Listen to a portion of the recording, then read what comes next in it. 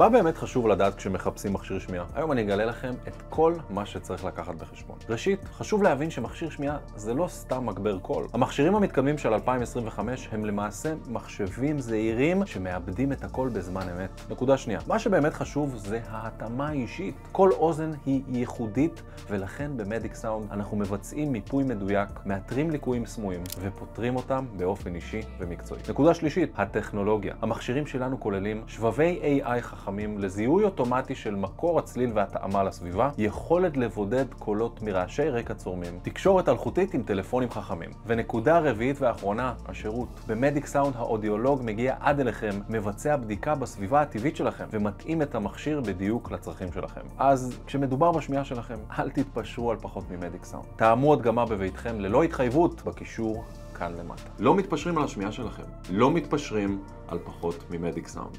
תאמו הדגמה בביתכם ללא התחייבות.